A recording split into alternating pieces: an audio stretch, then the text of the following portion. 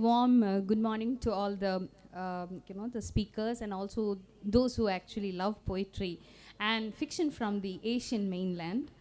Now, as we all know, that the Asia is actually a home to multifarious forms of writing, including and also it's a land of stories, we call it, right? We have, there are so many tales, mythical tales, there are legends, there are oral narratives also. So it's actually a land where so much of things are happening. But in the larger scale of things, sometimes the Asian wave takes a backseat. So we have some young writers from the Asian mainland who has been writing and also promoting the Asian culture in such a way that their body of work is actually exquisite. So we'll hear from them what they have been doing and what is the kind of writing that they are creating. So let us start with Lawrence, sir, who wants me to address him as Larry. So I like to begin with him. So what exactly do you understand by the concept of this Asian wave, and how is it catching up? No, thanks for the introduction. Maybe I was thinking about how you brought up these notions of the folk tale, right? And I think a lot of our ideas regarding maybe Asian literature or literature of the region is very tied to those folk tales. So, for example, I'm a poet and I grew up in the Philippines, and we have a kind of class in high school called World Literature. So in a way, that's the year we get to encounter the bit of Indian writing that we will ever read. And that's the time we encounter the other parts of Asia and the world. And I don't know if it's similar here, but in a way, that's how we encounter literature of our region. We encounter it in I mean, it's a 1 year, and we have it like in a third year high school. Yeah. So it's very quick.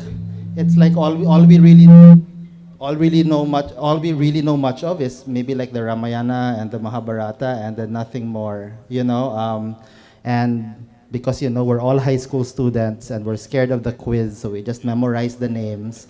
We don't really read the poems, we just make sure we know the names.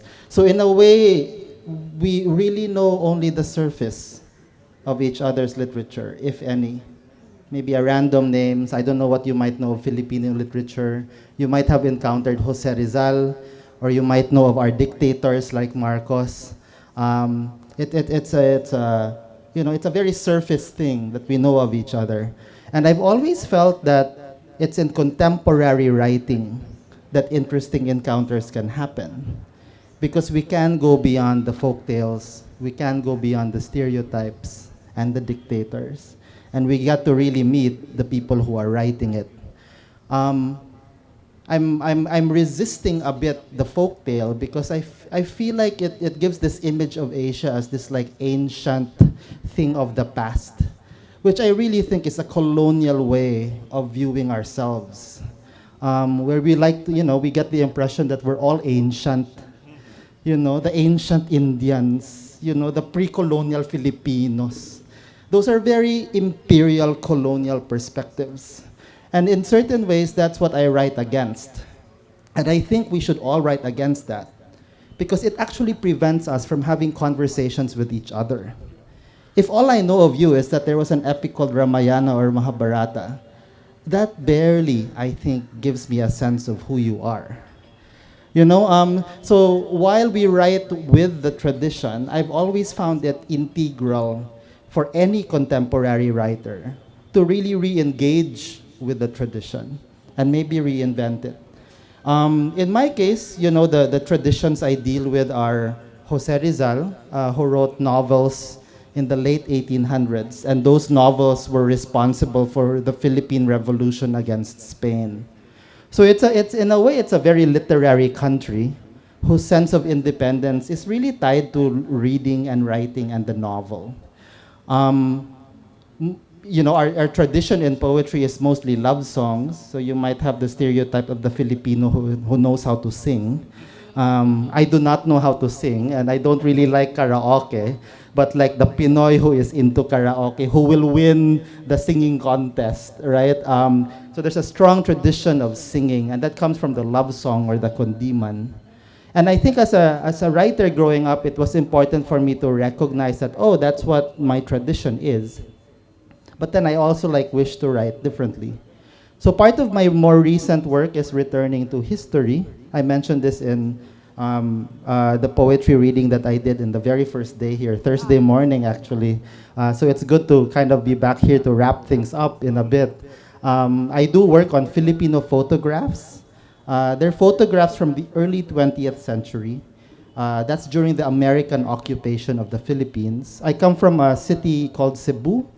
And for the past few years, I've been looking at the archives and looking at photographs of Cebu during the American occupation. So it's a very like serious historical project.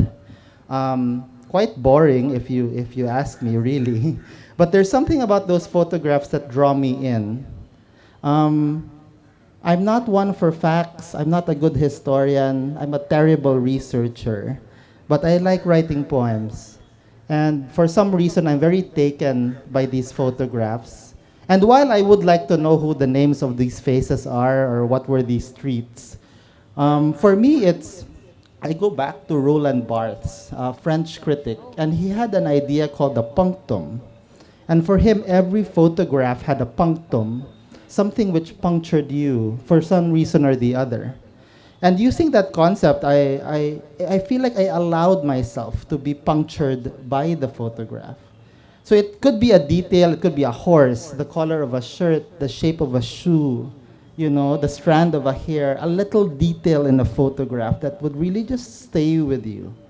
And from these things, and from these things which stay with me, I started writing poems. And maybe just to give you a sense of that, I'll read a few. Yeah, I was about to say that. So that and also, sir, I particularly like the way you were talking about breaking the stereotypical notions. You know, India is still the land of snake charmers and, you know, all those chariots and things like that. And also regarding Ramayana and Mahabharata, though they are considered to be our national treasure house of knowledge and everything, we have grown beyond that. We have started reworking on that. We have started subverting those narratives. But still, if you go to the West, you have this typical notion that, you know, we are still working on Mahabharata and Ramayana, and these are the only things that we are familiar with. You know, it's not true. It's very, you know, we have gone, the post-colonial notion of writing has actually had far-reaching kind of an impact. Exactly, and I think it's you know, if it's when we continue to view ourselves from the Western framework where we really miss the point, and we don't really see each other. It's like we need a third person to see each other, right? So, and I think it's the work of writers to break that. And to say like that is part of our colonial history. But hey, it's been 100 years. You know, like more than, you know, it's, and I think that's part of the role of the creative writer, to disrupt things a bit. If you're interested in seeing some of the photographs, feel free to approach me later on. They're printed in the book. Some of the poems are very related to it. Some of the poems are not. So did you actually curate these or the photographs, or did you actually was part of taking the photographs? You were a team. So they were in the city's archives. Okay. I visited them, and because I could not touch it or take them home, right? So you take pictures of pictures. Okay. But then I'm also very old school. So what I did was I printed them out. So for a long time, I would carry with me printed 3-hour, 4-hour photographs in flights. I would hand carry it in flights, and I would just look at them in that way. There's something unsatisfying to me about the scrolling up. I liked flipping things, and I liked holding it. So a very Feel of books. very colonial also, right? So let me read a few.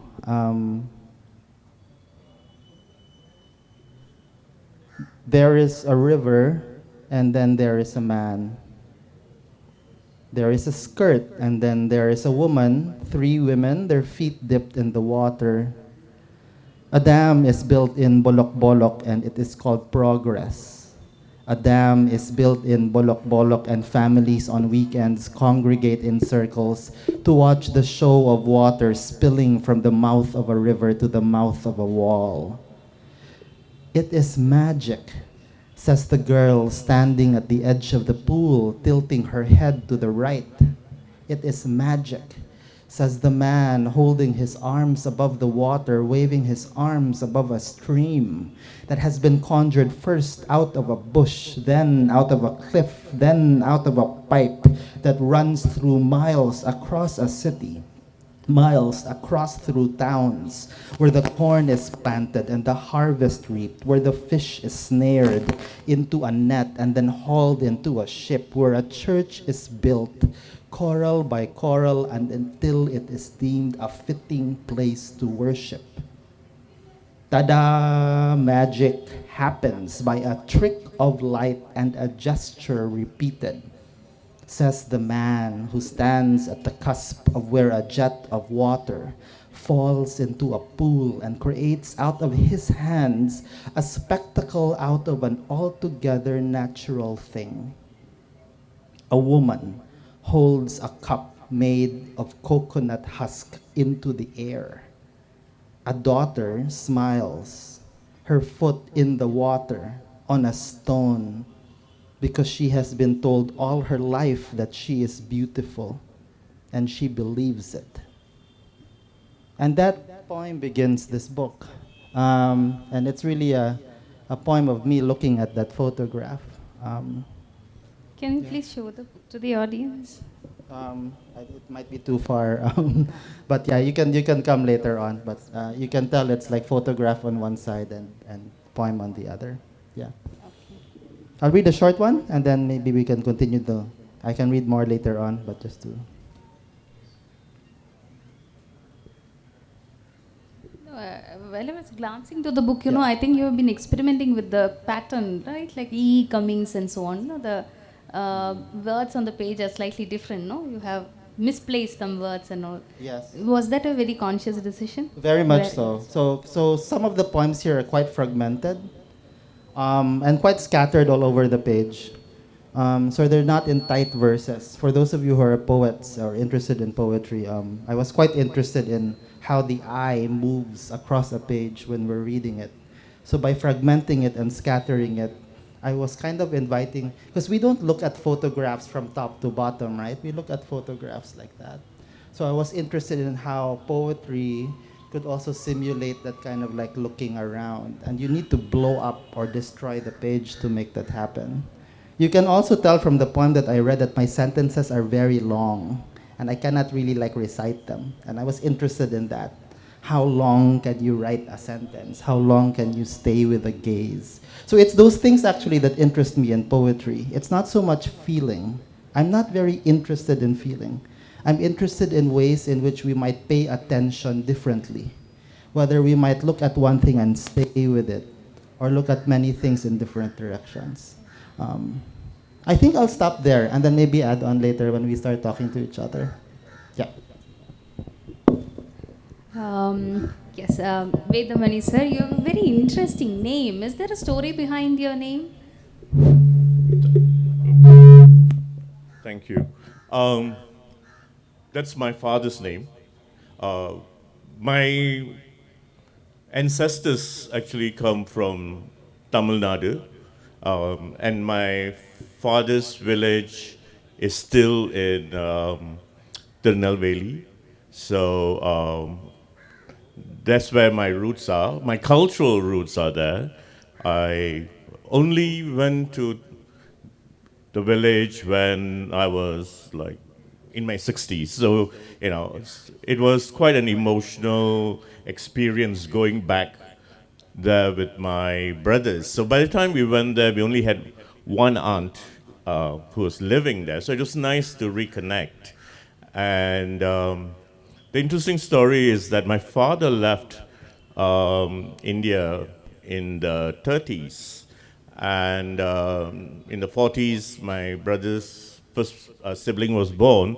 And then what happened was my father wanted to relocate back into India. At that time, there were 4 children. So my mother and 4 of my siblings came here. I wasn't born then. Um, After a few months, they couldn't fit in. They had various issues. So my father relocated them into Kuala Lumpur. And so there we were in Kuala Lumpur. And my grandparents used to talk. My grandmother used to come to India by boat and all. So there is this connect. And in fact, when I was here last in 2018, I wrote a poem entitled Ates Asirvadam, and it's actually published in Shudipsen's Converse. It's a collection of Indian writers and Indian diaspora writers. So in that sense, I like that cultural connection. I'm very much Malaysian. So when I'm out of the country, I describe myself as a Malaysian Indian. Whereas when I'm in Malaysia, I'm an Indian. And everybody knows that I'm a Malaysian national. We have a lot of issues with ethnicity and race in Malaysia. So your race is often foregrounded. And there is no sense of longing for India. I don't long for India, but I celebrate my roots. And I think I write about it in my poems. In my earlier collections, I wrote about my father's journey from India to Malaysia. Because we have to go through a process of naturalization to become a Malaysian citizen. And it's not always easy if you are from either the Indian diaspora or the Chinese diaspora. We are clearly treated as different from the indigenous people. The Constitution says so, and so if you want to live in Malaysia, you just accept that. That's how it's going to be. So, amidst the 3 identities of being a Malaysian, an Indian, and a Tamilian, you carry all these labels, no? Yes. The equal. I don't carry them all equally. At the end of the day, I'm also concerned about myself as an individual, and those labels very often are very much the surface, and sometimes I fall grounded, but very often, especially in my poetry, and I dwell on that which is personal. So I very often draw from what's within my experience and try to make it universal so that people who read it can connect with what I'm saying. Some of the struggles we have, not just political struggles, but the fact that very often we are invisible, either as individuals because of our race, our gender, our sexualities. Yeah. Can you say something about your latest work? It was just got a very interesting title. It is called Rambutan Kisses. Rambutan is very, very special to all of us, especially in Kerala. Wherever we find rambutan, we just grab it. Yes. This is a cover actually for Rambutan Kisses. And I had some interesting conversations with my book designer, the cover designer. He asked, should I just put 2 rambutans there? I said, no, that's not what it is about. And he read the poems. Yeah. So one of the things is, yes, sometimes you want to make things exotic when they are not really exotic at all. They deal with pain and stuff. So basically, my first collection was called Complicated Lives. The second one, Life Happens. I think you have more than 30 collection of poetry, right? Oh, no. I only have about 5 collections Okay. of poems. But a lot of my research work gives me opportunities to publish young writers and established writers. So Rambutan Kisses, as the cover suggests, about the bearded man. And I wanted to use something which was Malaysian and at the same time Asian. It's the visual that I wanted to send out. I can read the poem to you and you'll get the Is feel of it. rambutan an exotic variety of fruit like we have it here? Well, it's not exotic to us. It's certainly very indigenous. Just like, we have durians. A few years ago, when I was in Trivandrum, I visited a friend's home, and after lunch for dessert, they actually had durians from their plantation in Trivandrum, and I was like, oh, you know, we have so many common ground in food, in language, traditions, and all. Yeah. Okay. Yeah. So please read a few lines. I will read. I'll read Rambutan Kisses. Let me find the page.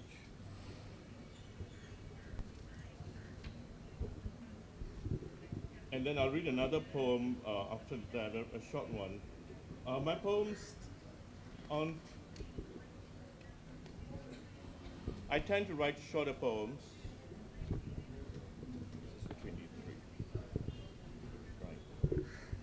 The first word in this poem comes from a Chinese, more of a Cantonese, it's a Cantonese word, and it's something that we use all the time. It's tapao. Tapao means pack for me. Yeah, so rambutan kisses. Tapao for me, your rambutan kisses.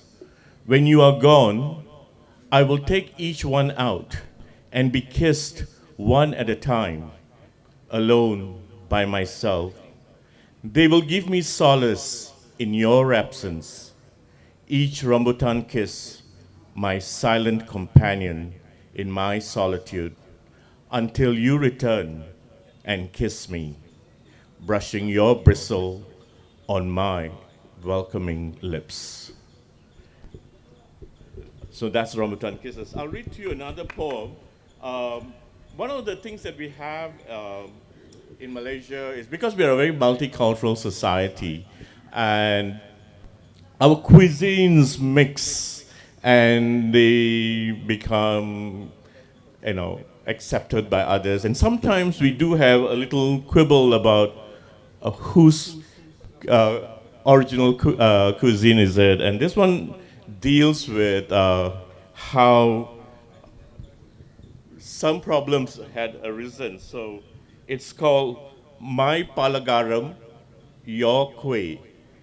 Palagaram in Tamil means, cakes and stuff. Kueh in Malay means the same thing. So I wrote this because there were a lot of discussion going on, and sometimes certain racist elements emerge.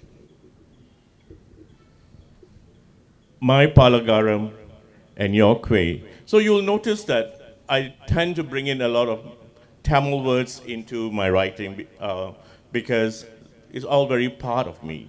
And I don't actually subscribe to giving glossaries. I think the meaning of the words emerge in the poems. Malaysian cuisine is rojak, nothing engineered, blended over the years, and osmosis with close proximity. A kueh, a palagaram, unsullied by name change, enriches our rojak, blurs unnecessary ethnic boundaries. But my palagaram have transformed into your kueh. Muruku is maruku. Achu muruku, now kueh rose. Masala vada is masolode. Paniram's now kueh paniram. Adirasam is still telinga keling, not racist of course. Yet nasi lemak remains just that, our national cuisine in its multiple varieties. Goreng pisang remains goreng pisang, whether cheesy or crispy. Roja is good. A change in name doesn't make a rose less a rose, nor a palagaram a new kueh. So, yeah. Roja is like a salad mixed with all kinds of fruits and stuff. That's a local Malay name here. Yeah, that is why New York always calls it as a salad bowl. Yeah, That's right, that's yeah. it. See, in fact, I was just thinking about in India also, because we are such a diverse culture, we are still fighting over who owns the masala dosha.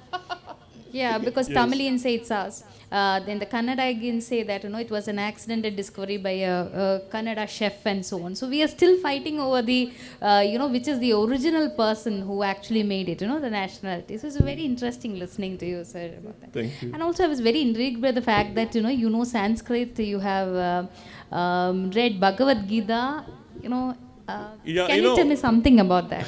Well, when I was in the first year university, one of the compulsory texts for vocation reading, we had to read either the Bhagavad Gita or one of the Gospels from the Bible, or one or two chapters from the Quran, or you could one of the earlier very classical texts. At that time, being undergraduate and a very lazy undergraduate, I just stuck to what I knew, which was St. Mark's Gospel. So I don't have to read. So when the test came, like you're saying, Lawrence, that you just remember for exams. But it was in my second year when I actually studied Sangam literature, and I also studied Sanskrit literature, and I studied Sanskrit. So actually my knowledge of Sanskrit is quite minimal. But Sanskrit was an easy language to study simply because there are so many words from Tamil and the Malay language which is drawn from Sanskrit. So the vocabulary is already there. Gaja is Gaja, and so that was easy. But my love for the Indian epics grew from the two modules that we had, or the Ramayana, looking at the Ramayana from India, and also in the Southeast Asian context, looking at the varieties of and the variations. So that was it. And because I like reading, especially the Mahabharata in its for the various translations. And even Dave Duck has some very interesting stories. So like you were saying, you subvert, like his novel, The Pregnant King, takes one story out of the Mahabharata. Yeah. So I think as much as I enjoyed that, we went on to appreciate contemporary Indian writing. Yeah. Looking at Indian writing in English as part of the new literatures in English. New literatures in English is what I would subscribe to, and so we do read as much as there is the roots in Sangam literature. I think there's a awareness, and actually festivals like this celebrate contemporary Indian writers. And I remember when I was in the Bangalore festival about 3 or 4 years ago, and I was listening to a Tamil writer, and I was just mesmerized by her, sitting for 1 hour listening to someone speak in Tamil in a literary event. She is actually a very popular writer. She's also a politician, a feminist writer. God, I wish I remember. Her name slips my mind. But she's even lately she just published her novels. And I can't read in Tamil, but I read in translation. So I read Perumal's writing and all, very, very important writers. And I think, like Lawrence said, we want to dismantle that mindset. And also, I don't see English as a colonial language. I write in Malaysian English. You heard me read just now. And Larry also writes his version of English. And I think English is an Asian language, more so our own variety of Malaysian English. That was very interesting. Can we move on to our third speaker, Professor Lee? Can you tell me something about this ala that you are part of? Can you please explain the? I mean, it is actually a collection of all the writers from Asia, America, and so on, right? Yes. Before I begin my talk, please excuse my English, because I'm from South Korea, where English is never spoken as a national language or secondary language or lingua franca. So I just studied English inside of Korea, so my English is so bad. Okay, I am organizing for 15 years up to now, from 2007, called Asia, Africa, Latin America Literature Forum. In 2007, we have organized it in a dream that we want to revive the legacy of Bandung, which had happened in 1955 in Indonesia. But as you know, because there were some negative legacies as well, that Bandung conference left, because it was raised under the atmosphere of the Cold War. So we wanted to change it as a new context, which is reflecting post-colonial period. So that I was, spending some time with my colleagues working in the field of literature to organize it, and invited 47 writers from 35 African writers in my case, and my colleague in charge of Asia invited the same numbers of writers from Asian countries, and as well as 200 Korean writers gathered in one of the cities in Korea called Jeonju, which is a very traditional city. And then by the time, which had happened in 2007, by the time the size of the meeting, which has something to do with Bandung Conference, is the biggest in the whole world. Before that, the biggest one was happened in North Korea in 1987 when, Kim Il-sung was alive. He was intentionally organized such meeting, but that meeting fell into the political meeting, so that even though it does have some kind of significant meaning, but it lost some kind of senses of literature, so that we want to touch or add literary values or touches on it, and then recontextualized it into the 21st meaning. So what I am trying to do by meeting you, and the reason why I am here, is to talk with you about the collaboration of the South and South, which I'm calling it Global South, because I want the voices of ours coming from Asia, Africa, and Latin America, unheard up to now, if without being recognized by the West. So we had to go through to the West in order to make our voices be heard, or in order to make it meaningful something. You need the struggle of recognition. But we want to pass it. I want to pass it and make the voices directly heard to international community without having any recognition of the West. So India, in that sense, is very, very significant to me. This is why I'm here. And the second thing I want to share with you in terms of the idea of this session, which is called the Asian Wave. I have something to say because I'm from Korea. You know that Korean wave at the moment is global. It is done because in my conceptualization, it is done because Korea is doing very well without being recognized by the West. Korea is doing based on local tradition and its own way of thinking on the society or on the global community. It is not easy, I know, but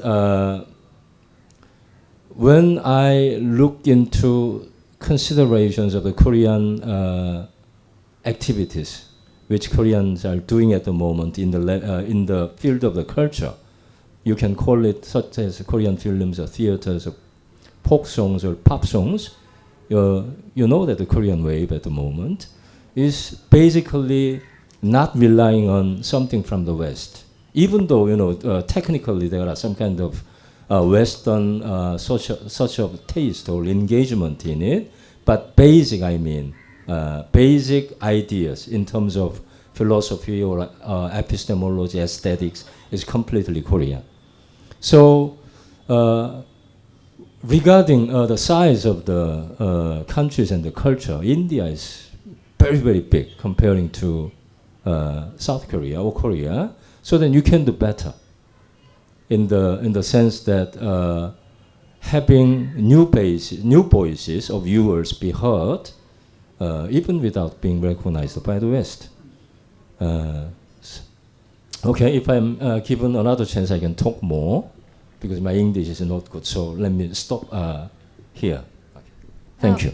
I have something to say. You need not be apologetic about your language at all, because we don't have the concept of English, as he said. We have Englishes. Just like we don't have a monolithic idea of culture, we have cultures. And your English is awesome, actually.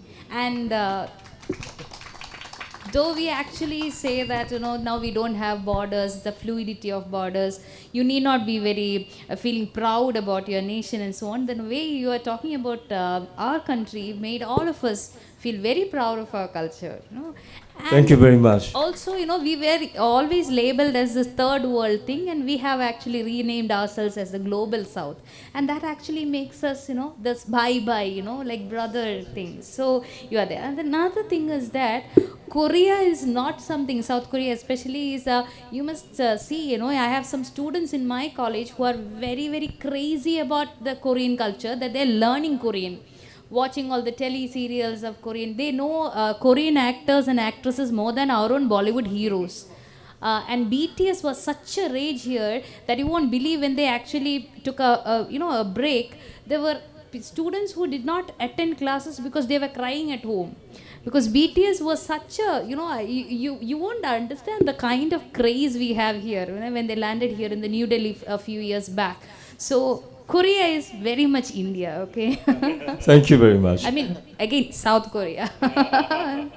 Yes, so, yes, since three of you are writing poetry, engaging in the activities related to poetry, and there has been a narrative that, poetry is now taking a back seat because other literary genres have actually encroached there. But many of you have, three of you have actually expressed your desire to write more poetry than novels and short stories. So what is the future of poetry in a world where it is very fast moving, there is a sense of instant gratification? Poetry reading is considered by some youngsters at least to be slightly old fashioned and so on. So what is your take on that? I want three of you to respond to that. Let us start with black. Yeah. I think there's a misconception that poetry is taking a back seat. You find that there's actually a lot of interest in writing. One of what has happened over the last years because of the internet and also Instagram, you have a lot of people who express themselves as Instagram poets. They may not fit into the traditional idea of poetry. There's also a lot of young people who are into spoken word poetry. And so, again, some people have some very archaic ideas about what is poetry and how poetry is to be written. I remember I was doing a workshop with 7-year-olds and 6-year-old kids. And this was a workshop for very young children. And someone asked me, are you going to be all right working with young kids? I said, yes, I'm really excited because here are the kids coming to a workshop on poetry and in English, in Malaysia. And I remember having a great time doing activities, getting them to just write some stuff. And as the kids were leaving, a mother asked the child, did he talk to you about inspiration? Did he talk to you about rhyme? I was like, poor child will have to deal with a mom who thinks that that's what poetry is about.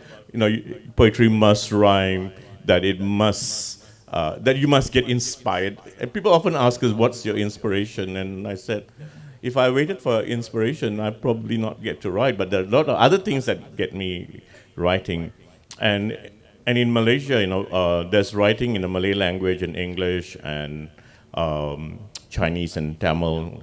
Again, when it comes to poetry, there isn't much opportunity to publish. It's not people are not writing.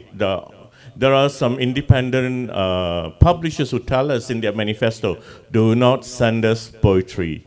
We want books that sell. So there's a lot of hindrances. At the same time, we try to make it possible. And today, because of a lot of literary journals being online, so you have more people submitting. I actually worked on a project with the University of Nottingham, Malaysia, where we invited young writers below the age of 35 to submit their work. And we had about 20 poets and academics who went through over almost 2,000 poems. And finally, we have a volume called Malaysian Millennial Voices. So that as much as there's a lot of celebration of successful novels and short story collections, I think very often people see poetry as most serious writing.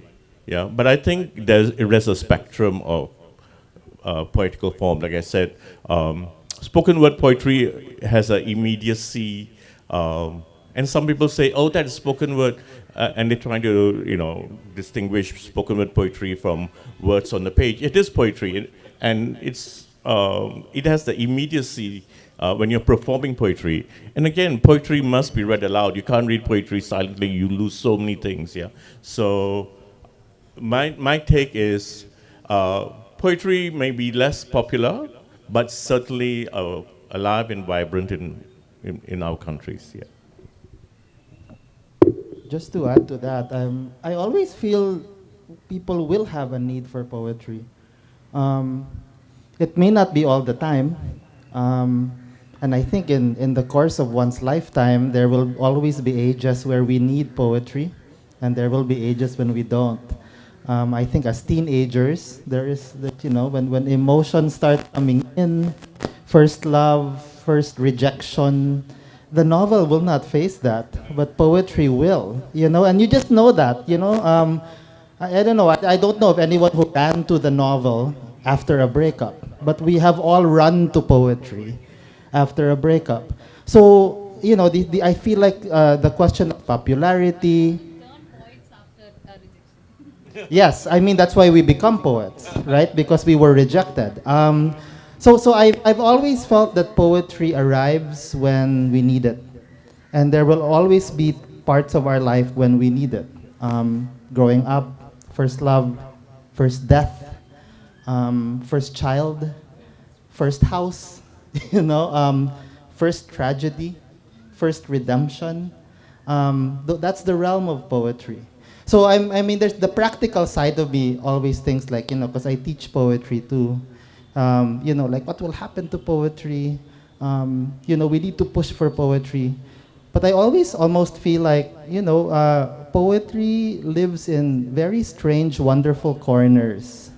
And it may not always be on the spotlight. There's a part of poetry that loves shadows, that loves quiet. And that's where we meet. I think that's where you meet poetry. It's sometimes not met in all these lights and all with a microphone. Poetry is when you're back at home and you're quiet. That's the realm of poetry. And sometimes it's hard to market that. Sometimes it's unmarketable, and precisely because it's unmarketable, we love it. You can't sell shadows. So I think it goes against a lot of maybe our capitalistic consumerist notions of popularity, right? That's why we were like, why do you still write poetry? No one will read you, and we maybe base all things in numbers. Like, if 30 million people don't read it, maybe there's something wrong. But, if 10 people are reading a poem in the quiet of the night, then poetry is alive. very romantic, right? But these are very romantic notions. But that's what made me really fall in love with the writing of poetry. That is Yeah. no, now we. So I feel like I'm That's it. yeah. No, whatever you said is right. And also, we have this notion of poetry has to be performed. Performance poetry is there. We have this rap music, which is actually poetry, set to music.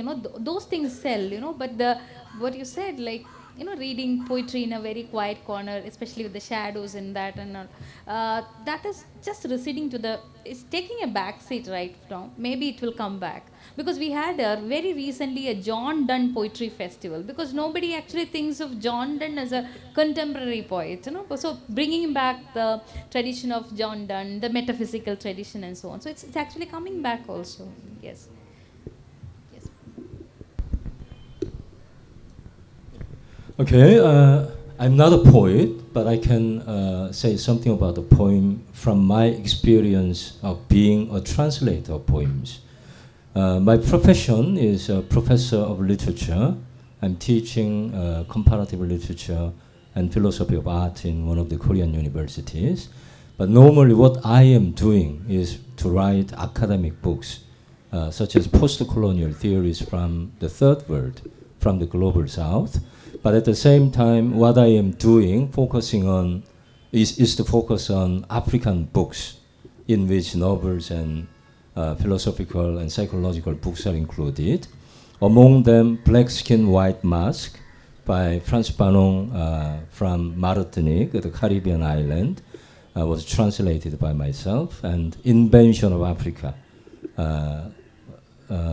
Cameroon, or maybe I think that the writers are from Cameroon or Congo. I'm not sure. Sorry about that. And what I have done is Decolonizing the Mind, the book by Kenyan writer, very prestigious writer. I'm honoring him a lot in the sense that his politics on language, his argument about the language is that when we write, the third world writers is to write something, whatever the form it is. It can be a poetry or novels or plays or critical works. It has to be done in local languages because English is colonial language. So that he gave up, even though he's a million seller, once he write and publish a book, it means that his books are being sold on the millennium size in the global market. But he gave up that position to write the novels in Kikuyu, is a local language. It's I think a big decision to take as a writer from the third world. But anyway, and just one more, can I introduce the book is called Discourse on Colonialism, written by M.S. Césaire, the teacher of Fanon from Caribbean island as well. Something like that, but out of 30 books that I have introduced, mainly from Africans into Korean, 3 books have something to do with poetry.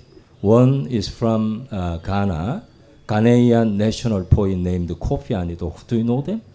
Do you know him? Kofi Anidok from Ghana.